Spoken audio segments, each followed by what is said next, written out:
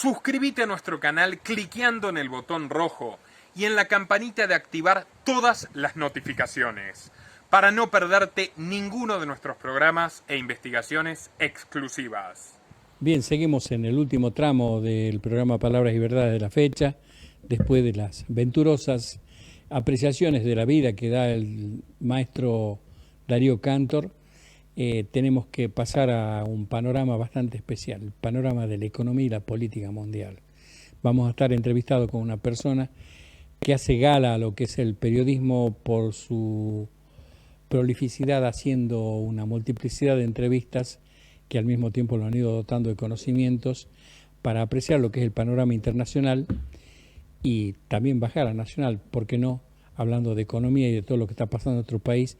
Y si hablo del panorama internacional es porque de él depende muchísimas de las situaciones que se proyectan en nuestra vida y economía. En minutos estamos con él. Anita nos pone en contacto con nuestros televidentes. Exactamente, para que la gente continúe en contacto con nosotros a través de los mensajes de texto, a través de WhatsApp 156-120-065, nuestra línea fija 6090-271. Nosotros seguimos en vivo a través de Facebook, Canal 7 Salta. Estamos saliendo en duplex por FM 100.1. También les recordamos nuestras aplicaciones. Pueden vernos a través de Twitch, a través de Google Play, a través de www.lonuestro.com.ar. También les recordamos nuestra página www.canal7salta.com. Estamos en Telegram, Canal 7 Salta. Gracias, Anita. Y bueno, ¿a quién vamos a recibir nosotros? Le vamos a dar la bienvenida entonces a Nicolás Mora, quien es oriundo de la ciudad de Bariloche, periodista, investigador independiente y activista libertario. Trabajó en diferentes medios internacionales como Hispan TV, Telesur y Sputnik, el diario español Libertad Digital, entre otros. Cofundó el movimiento cívico Libertad y Equidad y también se convirtió en columnista de Infobae y La Voz del Interior, entre otras muchísimas actividades. Tiene su propio programa en YouTube, Los Liberales. Bienvenido entonces a Palabras y Verdades, Nicolás Moras. Bien, a mí me cabe, junto con la bienvenida a Nicolás, estaba justo por saludar a él, presentarlo también a quien nos acompaña, el doctor en Economía, Julio Moreno Valle, diputado a mandato cumplido, y que tiene una vasta trayectoria también haciendo columnas en distintos medios locales y nacionales, y la función de él es eso, darle el enfoque económico para lo que es el presente y cómo podemos dibujar el futuro. Nicolás, ahora sí, bienvenido, gracias.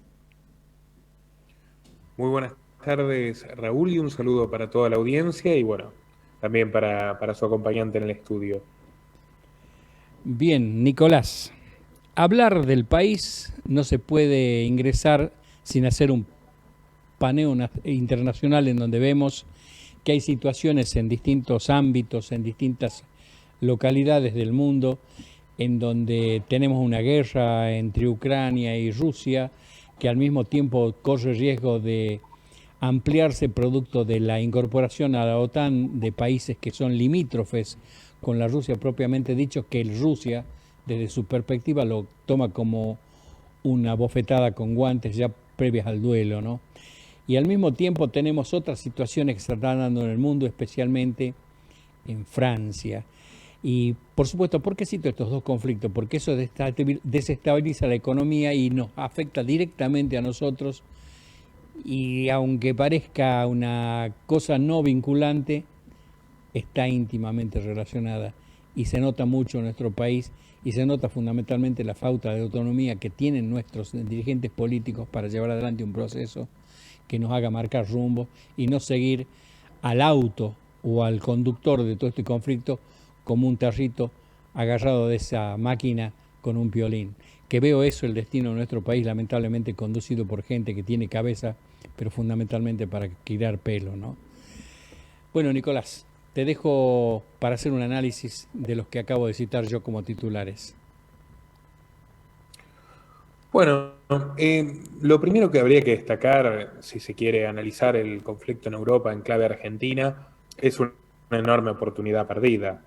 Rusia y Ucrania producen el 30% del trigo a nivel mundial, el 25% del maíz, y hubiera sido una magnífica oportunidad para que la Argentina en el año pasado pudiese incrementar drásticamente sus exportaciones al mercado internacional. Sin embargo, la asfixiante política tributaria, confiscatoria y criminal que se viene aplicando hace años, que realmente ha sido refrendada, no solo por el kirchnerismo, fue refrendada por Mauricio Macri, las retenciones han seguido en niveles exorbitantes, y es el único sector competitivo al cual se le carga el peso de los subsidios a todos los demás, el campo en Argentina. Bueno, eso impidió que efectivamente haya un incentivo para multiplicar la exportación. Por el contrario, buena parte de esa cosecha quedó en los silos, y pese a que aumentaron los precios internacionales de la soja en un 9% y del trigo y del maíz bastante más, las exportaciones argentinas netas del año pasado apenas se incrementaron en 617 millones de dólares. Por el contrario, la suba del precio del gas, recordemos que las sanciones a Rusia generaron una grave consecuencia del mercado energético mundial, hizo que el aumento del costo de los fletes de esos mismos granos ascienda a 1.800 millones. Es decir, apenas se recaudaron 617 millones de dólares más por las exportaciones y se tuvieron que gastar 1.800 solo en el flete de las exportaciones. Es decir, Argentina salió perdiendo incluso en eso.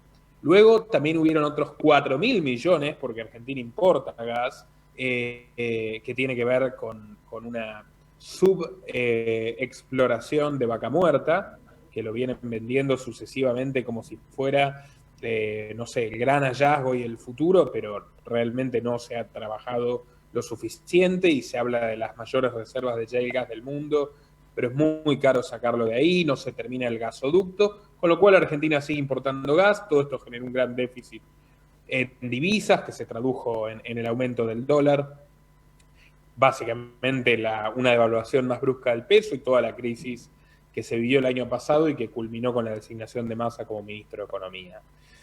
Así que en el frente económico, Argentina perdió una gran oportunidad por sus políticas impositivas nefastas y además este año ya lo comenzó con la peor sequía de décadas, con lo cual la situación es todavía más difícil y bueno, los cálculos hablan de hasta 15.000 millones de dólares menos de los que estaban previstos, lo cual para un país en el estado ruinoso en el cual se encuentra es francamente un delito. Todo esto se podría haber evitado con un poco más de libertad para el sector productivo y exportador, y bueno, esa es la realidad que hoy enfrenta la Argentina. Luego está tironeada, y cierro con esto mi reflexión, está geopolíticamente tironeada por varias razones.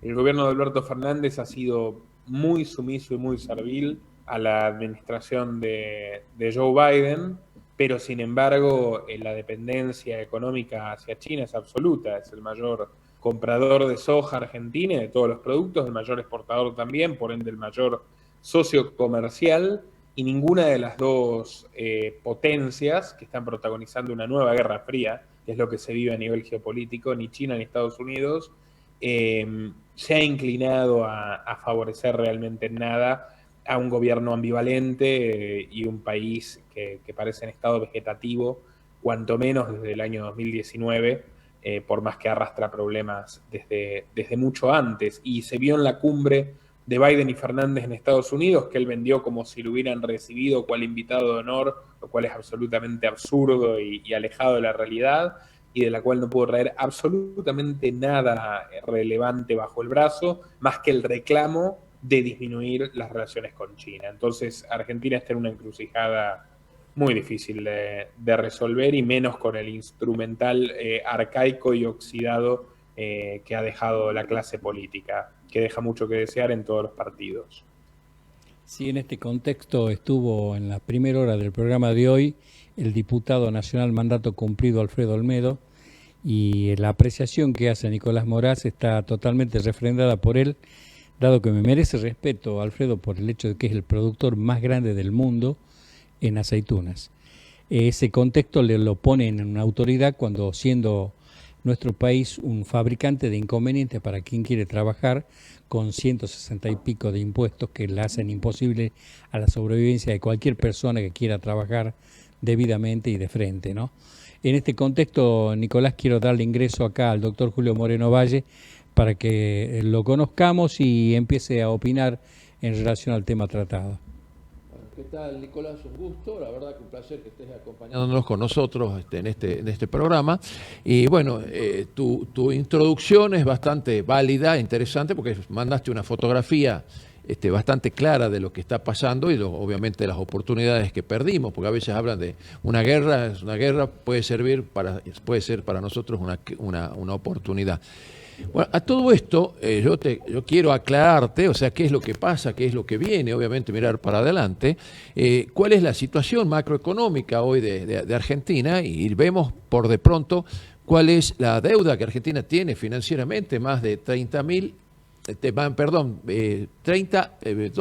12 billones de pesos en títulos públicos. Estos más o menos, para tener una idea, son 30.000 millones de dólares que Argentina le está debiendo a los bancos privados y públicos, y eso va a ser uno de los temas que va a tener que resolver. Si es que no se resuelve, que estamos esperando, obviamente, cuando empiece directamente las elecciones, es decir, bueno, las PASO, ¿qué va a pasar antes de las PASO y después de las PASO?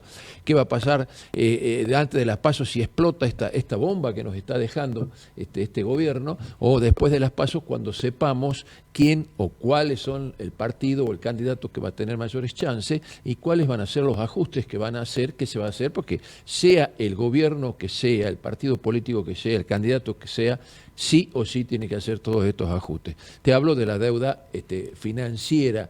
Después, por supuesto, hay otros temas que hay que resolverlos de urgencia, que es el tema de la producción, cómo hacemos para aumentar la producción, qué va a pasar con la desocupación, cómo combatimos la inflación. O sea, son todos temas que lamentablemente hoy no los están solucionando y son a través de políticas de parches, van solucionando algún tipo de políticas, como por ejemplo hoy está en vigencia el dólar 3, que es un dólar que está evaluado a 300 pesos y que quiero preguntarle qué va a hacer con todo ese dinero que van a tener que emitir para poder comprar ese dólar a 300 pesos, cuando en definitiva estamos comprando, o sea, estamos pagando 300 pesos y comprando dólares a 210 pesos. Bueno, todos esos son los temas que vamos a tener que empezar a solucionar. ¿Qué va a pasar con los subsidios a la energía, los subsidios al transporte? O sea, todos esos temas hoy están doctor, sin resolver. Así que pido que no nos dé más datos porque nos va a deprimir usted directamente.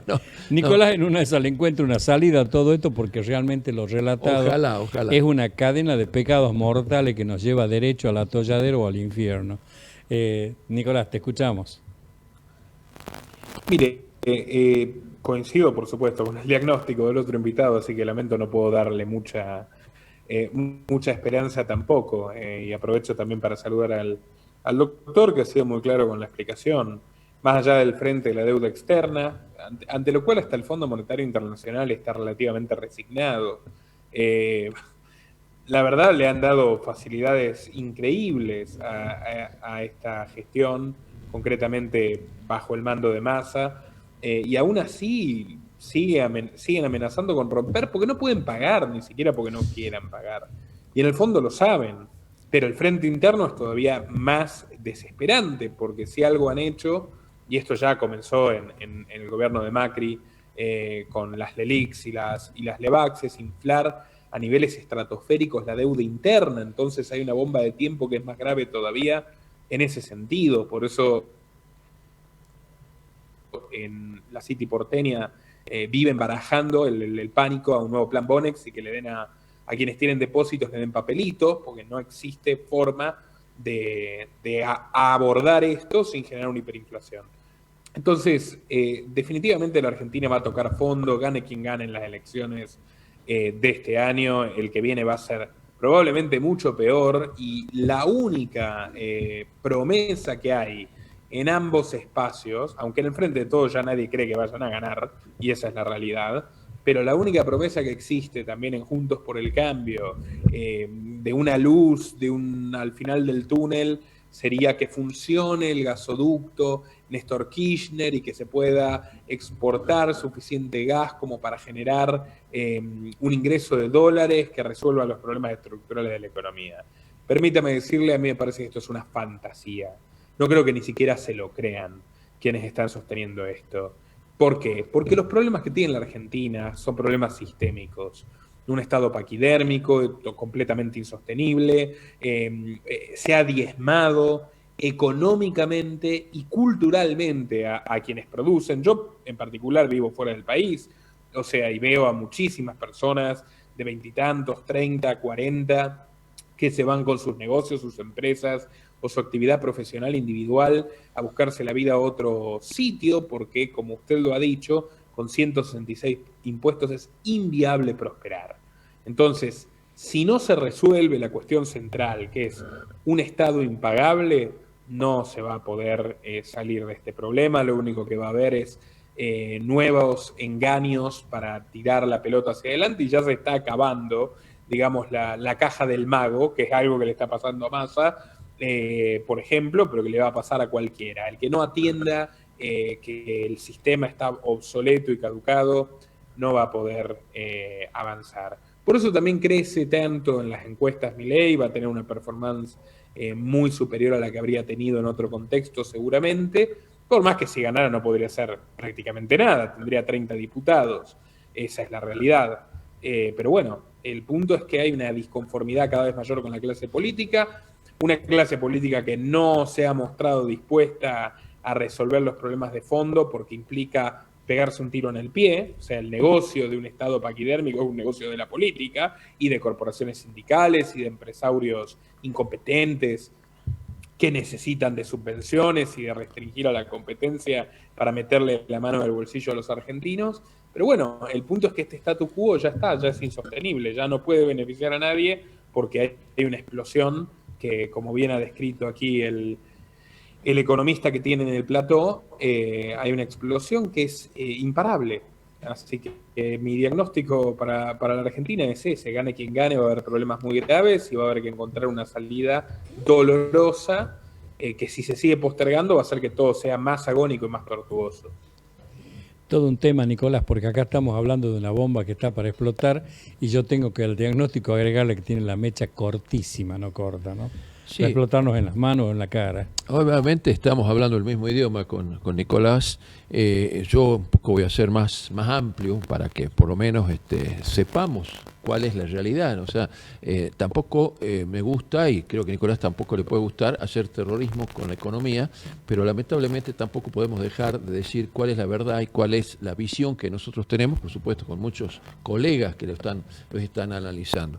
Por de pronto te diría que el Fondo Monetario Internacional se equivoca políticamente, porque cuando le ofrecen el dinero para prestarle a Argentina, los técnicos del Fondo Monetario le dijeron que iba a ser inviable a Argentina, que no podía pagar, pero bueno, primo el tema político y bueno, se le dieron ese dinero. Así que ahora el Fondo Monetario nos está ayudando, está muy bueno, digamos que no está poniendo muchísimas cosas porque sabe que directamente no lo puede hacer, y si empieza a ajustar con todos los pedidos que eventualmente, o como está acostumbrado a hacer el Fondo Monetario, sería un caos para Argentina, porque no lo va a poder pagar. Fíjate que nos están financiando en este momento un préstamo que nosotros le hemos pedido, entonces ellos nos prestan la plata para devolverle al préstamo y después obviamente el próximo gobierno tendrá que volver a renegociar.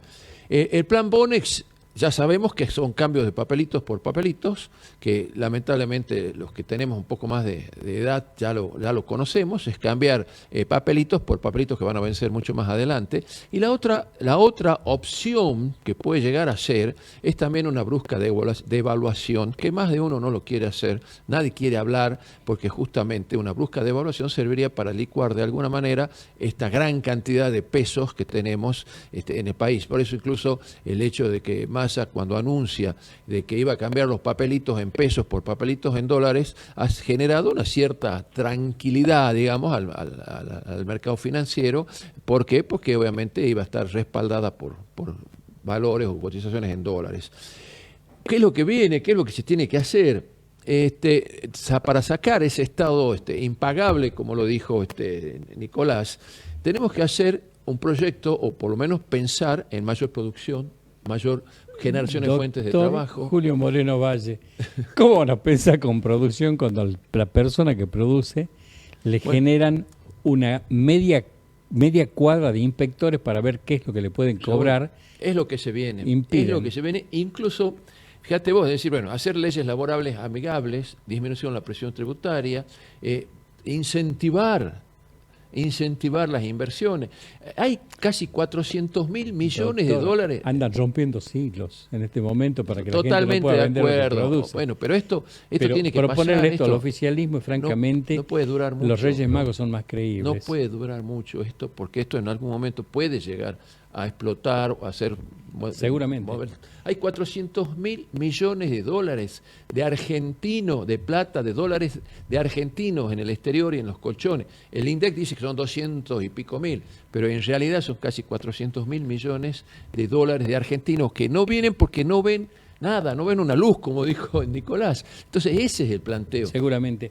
Nos vamos a Nicolás de vuelta. Nicolás, propongo a los efectos de evitar el llanto, al cual vamos directamente como cuando se está por chocar con un cerro, vamos al panorama internacional. ¿Qué perspectiva de solución o qué complicación tiene el conflicto que se está planteando entre Rusia e Ucrania? Y más aún, instalándose una serie de juegos de ajedrez que están haciendo algunos países queriendo jugar a favor de la OTAN, cuando en realidad la OTAN ha sido la que portó no tan solo el bidón de combustible para encender esto, sino también la antorcha, ¿no? Hay un gran festival de hipocresías en todo lo que refiere a este conflicto. En el año 2008 Putin invadió Georgia, que también es una ex república soviética del Cáucaso, de manera igual de ilegal, igual de ilegítima, igual de sanguinaria que lo ha hecho con Ucrania, sin ninguna justificación, además de índole de seguridad nacional, y en ese momento, lejos de reprenderlo, por poco y lo aplauden. Eran los tiempos en los que era un gran amigo de George Bush, que ayudó a Estados Unidos a invadir Afganistán, mucha gente se olvida de eso, y que el propio Putin solicitó ingresar a la OTAN. O sea, aquí no hay evidentemente no hay ningún santo, y era tan tiránico su régimen en aquel entonces como lo es ahora, y mataba tantos periodistas en aquella época como lo hace ahora, pero en ese momento era como dijo alguna vez Franklin Delano Roosevelt respecto al primer Somoza, permítame una vulgaridad, pero es una cita, is our son of bitch, es nuestro hijo de puta. Entonces las cosas cambiaron cuando bajó el precio de bajaron las materias primas que Rusia exportaba y muchos otros países, 2013-2014. También es cuando deja de caerles en gracia a Venezuela. Nadie decía que Hugo Chávez era un dictador, por más que el régimen era el mismo, cuando vendía petróleo y se necesitaba petróleo y estaba caro, ¿no? Y empezaron a decirlo de Maduro en ese mismo momento, y ahí fue cuando se comienzan a enfriar las relaciones entre Rusia y Occidente, o por lo menos ciertas relaciones entre Rusia y Occidente, y bueno, comienza una intervención más incisiva de Occidente en Ucrania, Rusia lo lee como una provocación, ocurre la anexión de Crimea, y luego 8 años después, el panorama que estamos viendo ahora. Lo cierto es que el desempeño militar de Rusia ha sido extraordinariamente mediocre frente a lo que esperaba no solo Putin, sino muchos analistas, entre los cuales me incluyo, convencidos de que era el segundo ejército más poderoso del mundo y que en una operación tipo Blitzkrieg muy rápida iba a tomar el país. No lo logró, se estancó, perdió muchísimas personas.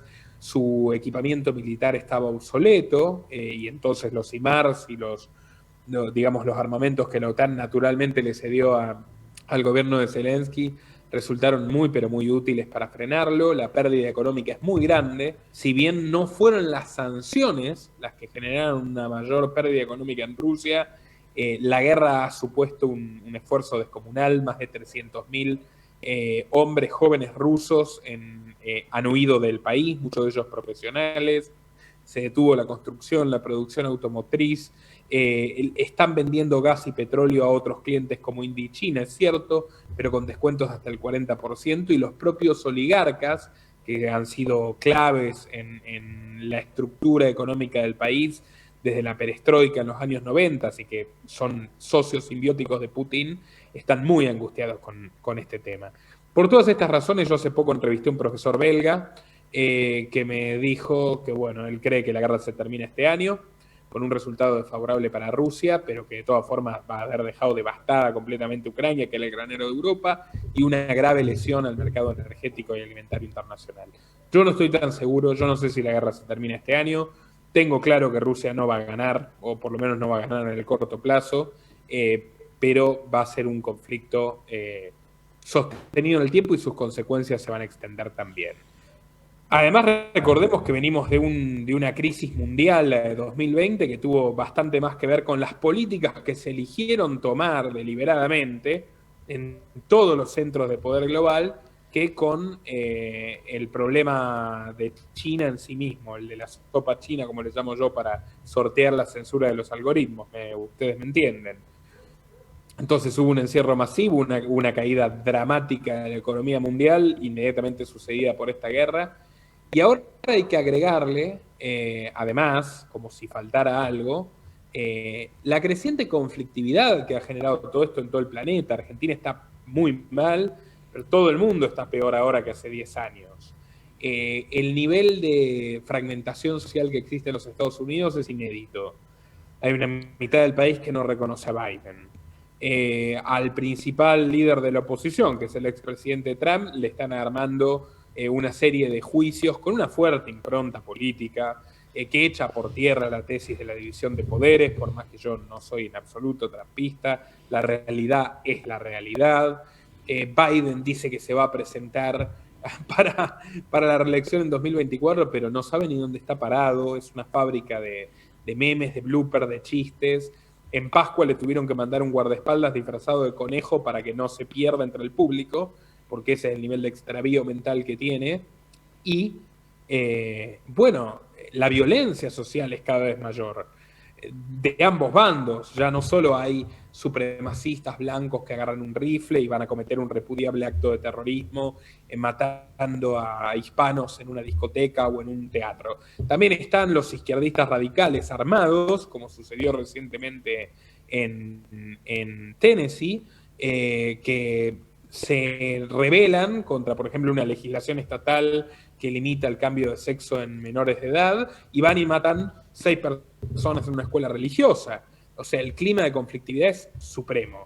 Israel tiene las protestas masivas más grandes de su historia, que tienen en jaque a Netanyahu, que también es un presidente que gobernó 16 años, o primer ministro, gobernó 16 años, desde los años 90, que tiene 4 causas judiciales y quiere hacer una reforma judicial idéntica a la que le gustaría a Cristina Kirchner, por ejemplo. Y tiene a todo el país levantado contra él, ha removido a su ministro de Defensa porque sostuvo que no iba a seguir en el gobierno con una represión interna tan feroz. Y su salida hacia adelante, ¿cuál es? Empezó a bombardear el Líbano otra vez, obviamente a castigar a los palestinos, que son las víctimas favoritas históricas del Estado sionista. Entonces, bueno, otro foco de conflicto en Medio Oriente. Después está el problema en Francia con Macron, que vamos a ver, si uno analiza los gobiernos de Macron, porque ya fue reelecto, este es su segundo gobierno, nunca ha habido tantas protestas y tan seguidas en la historia de Francia, ni siquiera en mayo del 68. Los chalecos amarillos, después las protestas por el combustible, después las protestas por sus medidas cuasi totalitarias durante el encierro masivo de 2020, y ahora estas protestas por la reforma previsional, rompiendo autos, prendiendo fuego, récord de detenidos en Francia. El Saxo Bank, que es un banco especializado en análisis de riesgo de Dinamarca, muy vinculado a capitales chinos, de hecho predijo en diciembre que este año Macron renuncia, porque tiene un parlamento bloqueado, una oposición social absoluta. El tipo no tiene margen de maniobra, no puede hacer absolutamente nada. Y insiste en medidas totalmente antipáticas que tienen que ver con una agenda mundial que yo vivo tratando en mi canal, como por ejemplo ahora lanzó una prohibición para los pagos de más de 1.000 euros en efectivo. O sea, ya no va a poder comprarse en efectivo ni una heladera, ni una motocicleta usada, ni siquiera va a poder cobrar un salario medio en Francia, todo bancarizado porque le permite al Estado apretar un botón, como ya pasó en Canadá, y quedarse o bloquear las cuentas de quienes se manifiestan o de quienes realizan cualquier tipo de actividad que el Estado considere, entre comillas, subversiva. Con lo cual hay un avance al autoritarismo dramático en Occidente, una conflictividad cada vez mayor, y creo que el frente más inquietante de todos se está produciendo en Taiwán, con las constantes amenazas de China. Recientemente la división del Teatro Este del Ejército Popular de China publicó este domingo a la noche un video donde simulan los ataques que ya tendrían planificados a Taiwán. Taiwán se puso en alerta máxima. La inteligencia de Taiwán sostiene que la guerra ya está decidida. Y bueno, también estuvo ahí Nancy Pelosi, congresista veterana de los Estados Unidos, que era hasta hace poco, hasta las últimas elecciones, la presidenta de la Cámara Baja, en una visita que hasta el Pentágono le sugirió que no haga para no irritar, no provocar y no caldear más las tensiones, pero la hizo a fines del año pasado, y ahí está otro conflicto latente, donde está la verdadera potencia. Rusia no es nada, Rusia es, antes de todo esto era la economía número 60 a nivel mundial, ahora está más o menos a nivel 80, ya está en la mitad más pobre del mundo, su armamento no era el que decía que era. Rusia es un estado vasallo de China, y si sigue en pie es porque la sostiene China. Y China sí es una hiperpotencia consolidada, que ya está cada vez más cerca de igualar a Estados Unidos en producción económica, cuya influencia diplomática se ha multiplicado, cuyo desarrollo armamentístico ha crecido más que el de ningún otro país en la última década, y que está bajo el mando de un Xi Jinping envalentonado, y cierro con esto, que ha puesto a uno de los cuadros más beligerantes del Partido Comunista como canciller, que ha purgado a Hu Jintao, su predecesor, en vivo y en directo, no sé si ustedes lo vieron, Raúl, en el último congreso extraordinario del partido, se lo llevó, enfrente de las cámaras se lo llevaron, lo arrastraron al pobre Hu Jintao, que le suplicaba piedad al lado suyo a Xi Jinping, que sonreía ante las cámaras. O sea, estamos ante un sujeto que se proyecta como un nuevo Mao Zedong, y en una China muchísimo más rica que la que le tocó a Mao Zedong, entre otras cosas porque fue parte de la doctrina G2 de Henry Kissinger y beneficiaria de billonarias inversiones norteamericanas en las últimas décadas. Entonces, el tablero geopolítico de hoy en día se asemeja en muchas cosas al de la antesala de la Primera Guerra Mundial o incluso de la Segunda Guerra Mundial en el siglo XX, en un contexto donde el trabajo desaparece de manera masiva, donde avanza la robotización, la inteligencia artificial, y bueno, hay una agenda mundial, que es la Agenda 2030, que es, bueno, acostúmbrense a ser más pobres, consumiendo menos, nos vamos a salvar del cambio climático, como si realmente el clima fuera la mayor amenaza que tenemos en una humanidad tan complicada como la que acabo de describir. Seguramente, Nicolás, tenemos mensajes y aparte tenemos en imágenes cuando lo sacan a este congresista del Parlamento chino, en el preciso instante en donde sonríe el actual líder máximo del país. Ahí le está donde él vuelve y le pide alguna explicación y el otro habrá dicho llévenlo nomás al abuelo. Bien, Anita. Le dejan preguntas, dice, ¿qué consecuencias tuvo a partir de publicar la lista de políticos argentinos que forman parte de la Open Society de Soros? Dejan felicitaciones por el programa, también le preguntan qué opina de la venta de órganos propios. ¿Usted cree que una persona tendría que ser libre hasta para eso? Le dejan una pregunta más, ¿cuáles son para usted las contradicciones más grandes que tiene ser antinuevo orden mundial? Y por acá deja alguien más otro mensaje. ¿Alguien vio el modelo crédito de Alejandro Severino? Posiblemente este sea parte de la solución. Bastante diversa el cuestionario, Nicolás y doctor Moreno, ¿no? Sí. No sé, Nicolás, si vas a contestar o querés que amplíe yo un poquito, claro, el panorama internacional, pero ya desde el punto de vista económico, no solamente desde el punto de vista del tablero político, sino de las consecuencias que obviamente ha traído el PIC, la posterior inflación, el posterior aumento de la tasa de interés, que se han fundido muchísimos bancos medianos en Estados Unidos, justamente porque la gente empezó a querer sacar el dinero, no habían inversiones de mediano y largo plazo, y ellos querían traer inversiones de corto plazo, se fundieron muchísimos bancos, muchos bancos, que eso también se podría correr el peligro de la famosa burbuja que tuvimos en el 18. Así que la verdad, financieramente también no está del todo bien.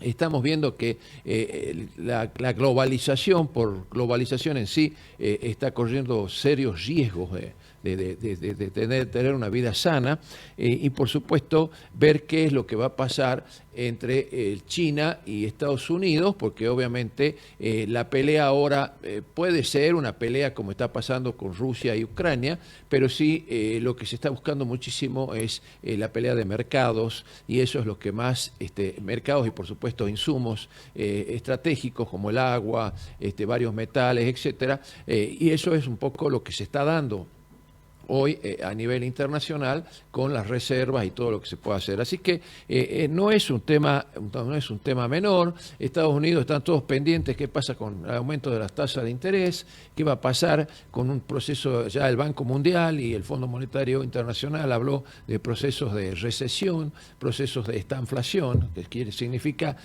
inflación más recesión.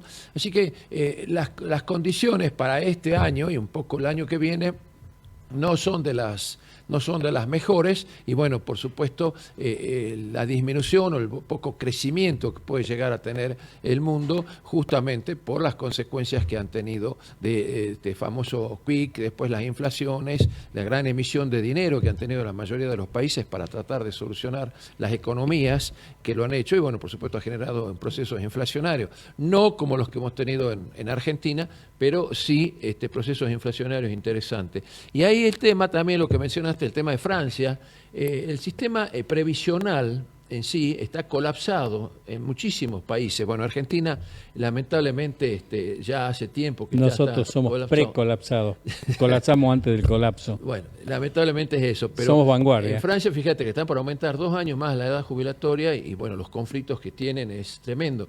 Y las causas son lógicas, porque la gente tiene más expectativa de vida, vive más años, entonces hay que seguir no me lo pagando. No me lo vaya a apoyar al presidente Fernández con que la hora lo que hay que bajar el costo de la burocracia estatal. Bueno, porque hay que hacer una reforma política, sí o sí. Totalmente, porque como a ver, si hay una persona que trabaja 40, 50 años diciéndole no tiene que ganar o tiene que morirse en todo caso, claro, porque sería más productivo para la comunidad. Sí, la reforma que viene hay que ser más productivo produciendo, fundamentalmente desparasitando la política y fundamentalmente eliminando todo el conjunto de trabas que tiene una persona que quiera trabajar honestamente. ¿no? Nicolás, Raúl, que hay un candidato que está hablando de Estado central, de descentralizar el Estado. Justamente otra de las propuestas, otra de las políticas que se pueden hacer, o sea, hacer un Estado más chico, más funcional, más eficiente, que en definitiva dejar que la oferta y la demanda funcione. O sea, son todas propuestas que las vamos a ir escuchando, pero el mundo también está con conflictos, ¿no? Y muy interesante también lo que dijo Nicolás de los otros países como Israel, China con Taiwán. Totalmente, los ¿no distintos conflictos. Es bastante Nicolás, complicado. Mientras vos hablabas de que Rusia, bueno, tiene un gobierno que es autocrático y está manejándose como si fueran los zares todavía, en ese contexto se me presentaba la frase que dijo Bill Gates cuando hablaba de la razón para despoblar el mundo, y las guerras no tendrán en definitiva la finalidad que todas estas personas estén utilizado en el fondo por todos estos sectores que quieren desatar guerras con la finalidad de tener menos cantidad de gente, haciéndole caso a lo que fueron las piedras de Georgia. Pero por supuesto, es el ajustador malthusiano favorito, la guerra. Ya lo decía en su ensayo sobre la población, el perverso Malthus, que habría que propiciar las guerras, las pestes y las escasas condiciones de higiene para purgar al excedente demográfico. Ya el gran economista liberal francés Frédéric Bastiat lo refutó in tempore, ¿no? En la misma época, diciéndole, a ver, lo que usted no está considerando es la innovación técnica, que cada vez se produce más alimento por menos precio, y efectivamente Bastiat tuvo razón. Malthus decía que el mundo se acababa en 1880 y pasamos de 1.000 a 8.000 millones de personas. Pero ¿qué pasa? Ahora hay un modelo tecnocrático que es lo que yo llamo el globalismo como antítesis de la globalización. La globalización es la integración de personas y mercancías, el libre flujo, la libre inmigración, el libre comercio, y eso ha generado unos niveles de prosperidad nunca vistos en la historia, y es de lo mejor que nos ha pasado como humanos. Y además es una nueva globalización, la del siglo XX, porque ya hubo otros fenómenos globalizatorios similares. El globalismo regulatorio es otra cosa, es imponer las mismas leyes, los mismos impuestos, cada vez más trabas en todo el planeta. Eso es lo que vimos en 2020 y lo que seguimos viendo ahora. Y eso impide votar con los pies, impide la competencia entre países, impide las grietas de libertad que siempre nos permitieron progresar y prosperar pese a los regímenes autoritarios. No, o sea, la concentración del poder y un mismo marco normativo, ya sea a través de organismos internacionales o de gobiernos asociados, en todo el mundo es el fin de la libertad humana. Y eso es, por supuesto, lo que genera una destrucción de empleo enorme, una destrucción de posibilidades de emprendimiento enorme y una argentinización del mundo. Ahora con los pretextos ecológicos en Europa, Inglaterra, que ha salido de la Unión Europea, ¿para qué? Nadie sabe, porque sigue implementando las mismas políticas. Inglaterra, Francia y España han prohibido los vuelos mayores a 2 horas y quieren obligar a la gente, menores a 2 horas. Quieren obligar a la gente a hacer esos trayectos en tren. Toda la Unión Europea ha decidido prohibir la producción de automóviles y la venta de automóviles convencionales, es decir, propulsados por petróleo en lugar de eléctricos, para 2035. Entonces, es un mundo que está deliberadamente contra la decisión, contra la voluntad de las personas. Los políticos están aniquilando espacios de libertad, aniquilando la propiedad privada. En Portugal están obligando a la gente que tiene casas vacías a alquilarlas. O sea, van un paso más allá de los kirchneristas. Hay una argentinización del mundo, el dinero sin respaldo, la deuda que triplica la producción mundial, la inflación generalizada. Entonces, todos estos problemas, desde mi punto de vista, tienen que ver con que la gente se acostumbró a delegar sus propias decisiones y la solución de todos sus problemas en los políticos, y los políticos no crean riqueza, la extraen. Entonces, ese es el problema central de nuestra época. Una época donde hemos resignado muchísima libertad y estamos llegando a un punto de no retorno. Ojalá que eso no ocurra, ojalá que se despierten cada vez más personas y cambien el rumbo de la historia, porque al fin y al cabo nosotros tenemos mucho que ver con lo que nos pasa, no somos simplemente víctimas. Ese sería mi mensaje concluyente sobre todo esto, don Raúl. El tema es que con todo este panorama nosotros estamos envueltos en llamas, porque si vamos para adelante o vamos para atrás con lo que se ha hecho en el retraso productivo de nuestro país, incluso invadido por una tribu de indios en la zona central, tratando de dividirnos el país en dos, y los indios al mismo tiempo subsidiados por una parte del gobierno o por el gobierno entero, generando crisis que tienen nombre de crisis, pero son una producción política para tratar de llevarnos adelante, con indios que tienen en Bristol las oficinas centrales. No sé si sabías eso, en Inglaterra.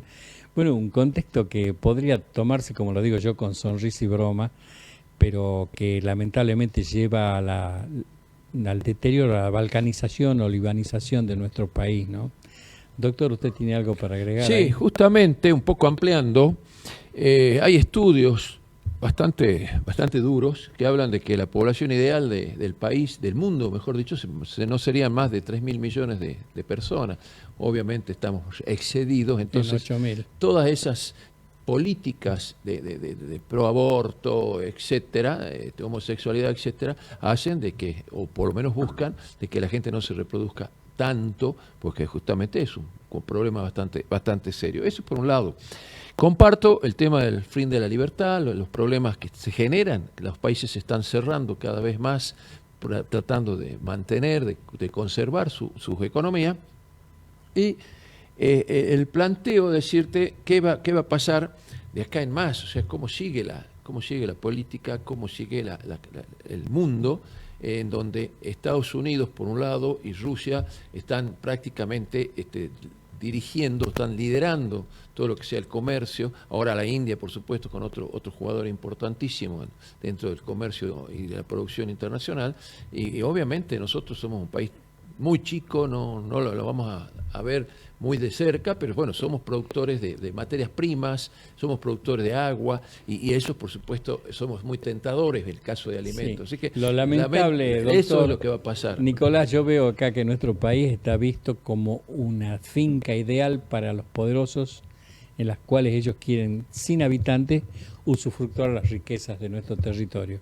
El estorbo seríamos quienes estamos hablando y quienes no hablan pero no se dan cuenta que son las víctimas que siguen en la lista esta. ¿Ves algo de eso vos? Pero por supuesto, además, Mire, la contracara del problema previsional y de que sea insostenible el sistema jubilatorio de reparto es que los políticos no solo se gastaron el dinero, sino que justamente ya no nace nadie. O sea, las políticas de promoción estatal del aborto, de subvenciones, que son políticas antinatalidad realmente, se contradicen con la realidad de los países, ya no solo europeos, también latinoamericanos. Argentina está cerca de perder la tasa de recambio, es un país poblacionalmente envejecido, y más todavía con el exilio de los jóvenes, masivo. Entonces, todas estas cuestiones son parte de un proyecto de los autodenominados filántropos, que en realidad son misántropos. Es una conjura contra el género humano. O sea, en la búsqueda de concentrar y cartelizar cada vez más, han decidido aplastar la libre empresa, aplastar a la sociedad incluso, con todo tipo de políticas que están deliberadas para hacer daño. La gran pregunta con la cuestión de la guerra de Ucrania es quién sale beneficiado, y uno lo puede ver. Por ejemplo, la banca Rothschild tiene inversiones en Rusia históricas desde hace muchísimo tiempo y ha estado implementando a través de Nathaniel Rothschild, que es socio del oligarca ruso Oleg Deripaska, el sistema alternativo al SWIFT de transferencias a través del cual están comerciando Rusia, China e Irán. BlackRock, por ejemplo. ¿Cuántas inversiones retiró BlackRock de Rusia? No muchas. Bill Gates, ya que lo nombró, yo hice un documental entero sobre este tema. Lamentablemente tuve que retirar un montón de contenido de la plataforma por la censura de YouTube, que es cada vez peor, pero está en mi Patreon. Bill Gates compró el Banco Mundial de Semillas, se asoció con rusos y ucranianos, esto es increíble, pero es así, está documentado, se asoció con empresarios rusos y ucranianos meses antes de la guerra y desarrollaron en Noruega un Banco Mundial de Semillas, del cual se han beneficiado muchísimo por el aumento precisamente de los granos a partir del conflicto. Ya previamente se ha convertido en el mayor latifundista de Estados Unidos por la cantidad de tierras productivas que compró. Un hombre que se hizo rico con el sector tecnológico y que ahora se va al sector primario porque sabe que la guerra lo beneficia de manera directa. Entonces, este tipo de personajes son los que a la larga, no digo que manejen todo, pero surfean las olas y están muy contentos con que haya crisis, epidemias, guerras, hambrunas, porque la contracara de todo esto es que en África hay cada vez más hambrunas, en el sudeste asiático también, y en la Argentina ya no es un país en vías de desarrollo, la Argentina es un país subdesarrollado, con 3 de cada 4 chicos en la provincia de Buenos Aires con déficit alimentarios. Es una vergüenza un país que produce alimentos para 400 millones de personas y tiene a la población muriéndose de hambre. Todas estas distorsiones tienen beneficiarios. Es así, es la parte cruel de nuestra especie en su máxima expresión, pero es la realidad. Vivir de espaldas a ello y seguir creyendo que va a llegar el Mesías político, llámese como se llame, que nos va a salvar de todo esto, es seguir suicidándonos, es avanzar como un rebaño hacia el acantilado. Pero bueno, ha sido un gran placer conversar con ambos caballeros, Raúl y el doctor también que lo acompaña, el doctor en economía, y me tengo que despedir, tengo que salir para otro compromiso en muy breve. Nicolás, hasta cualquier momento yo creo que hay mucha tela para cortar y la realidad mundial y local nos da más o menos como para montar una industria de tela. Quedamos hasta cualquier momento y gracias por participar. Cuente conmigo, muy buenas noches y un saludo para toda la audiencia. Un saludo, Nicolás. Nuestro trabajo depende de tu apoyo. Para que siga siendo posible, realiza tu donativo desde tan solo $2 por mes a través de Patreon, en los links que están en la descripción o en el comentario destacado. También podés hacerlo a través de la opción Unirte de YouTube, y si estás en Argentina, con el medio de tu preferencia a través de Mercado Pago.